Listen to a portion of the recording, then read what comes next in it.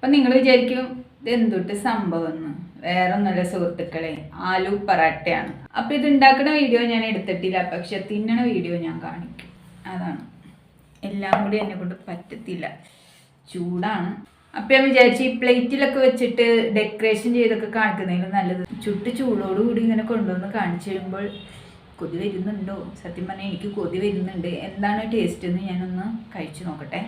ഞാൻ ഈ സംഭവം ഉരുളക്കിഴങ്ങ് നമുക്ക് കിട്ടുമ്പോൾ ഇടയ്ക്കിടയ്ക്ക് ഉണ്ടാക്കുന്നതാണ് കേട്ടോ. ഉരുളക്കിഴങ്ങ് എനിക്ക് കറി വെച്ച് കഴിക്കുന്നതിലും ഒക്കെ കൂടുതൽ ഇഷ്ടം ഇതുപോലുള്ള എന്തെങ്കിലും പലഹാരങ്ങളൊക്കെ ആയിട്ട് ഉണ്ടാക്കി കഴിക്കുന്നതാണ് എനിക്കിഷ്ടം. ഇതാണ് നമ്മുടെ ആലു പറാത്ത, ഹിന്ദിക്കാർക്കിടെ മെയിൻ ഡിഷാണ്. അപ്പം ഇതൊന്നത് വേറൊന്നല്ല സുഹൃത്തുക്കളെ, ഇതിൻ്റെ ഉള്ളിൽ ഒരു ഉരുളക്കിഴങ്ങിൻ്റെ ഫില്ലിങ്സ് വരും. നമ്മുടെ ചപ്പാത്തിയുടെ ഉള്ളിൽ ഉരുളക്കിഴങ്ങിൻ്റെ ഒരു ഫില്ലിങ്സ് വരുന്നതാണ്. കാണിച്ചുതരാം. ഇതാണ് സംഭവം. കാരണം ഞാനിത് ഉണ്ടാക്കണ വീഡിയോ എടുക്കാനത്, ഇത് ഉണ്ടാക്കലും വീഡിയോയും കൂടിയൊക്കെ മെനക്കെട്ട പരിപാടിയാണ്. അതുകൊണ്ടാണ് ഞാൻ അങ്ങനെ എടുക്കാഞ്ഞത്. അപ്പം ഇതിൻ്റെ ഉള്ളിലെ ഫില്ലിങ് എന്ന് പറയുന്നത് ഉരുളക്കിഴങ്ങ് ഒരു 3-4 എണ്ണം പുഴുങ്ങി പൊടിച്ചെടുക്കുക. അതിലേക്ക് കുറച്ച് ഉപ്പ്, 1 ടീസ്പൂൺ മുളക് പൊടി, ഒരു വലിയ പച്ചമുളക്, കുറച്ച് മല്ലിയില, ഇത്രയും മതി. ഇത്രയും സാധനങ്ങളൊക്കെ കൂട്ടി ഒന്നും കൂടി ഒന്ന് മിക്സ് ചെയ്ത് കുഴച്ച് പൊടിച്ചെടുക്കുക. എന്നിട്ട് ഗോതമ്പ് മാവ് ചപ്പാത്തിക്ക് കുഴച്ചെടുക്കുന്ന പോലെ കുഴച്ചെടുക്കുക, ലേശം ഉപ്പിട്ടിട്ട്.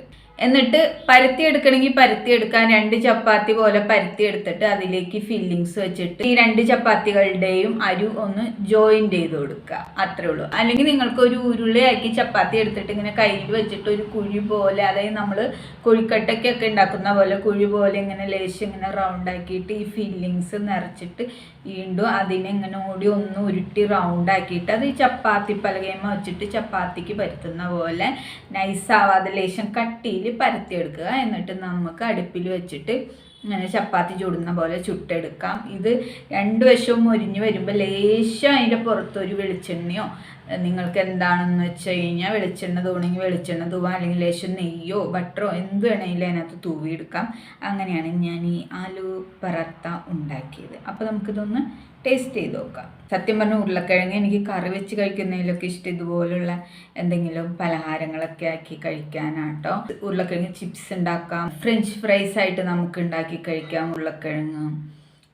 അപ്പം ഞാൻ ഫ്രഞ്ച് ഫ്രൈസ് ഒക്കെ ഇടയ്ക്ക് ഉണ്ടാക്കി കഴിക്കാറുണ്ട്. ഇതും ഞാൻ ഇടയ്ക്ക് ഉണ്ടാക്കുന്ന ഒരു വിഭവമാണ്. ഇതുണ്ടോ ആലു പറാത്ത, കഴിച്ചു നോക്കാം.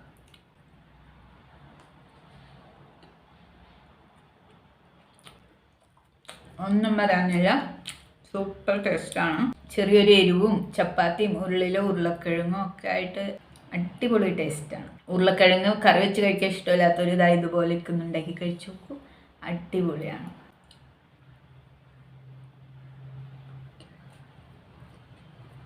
വെറുതെ നമുക്ക് എത്ര വേണമെങ്കിലും കഴിക്കാം.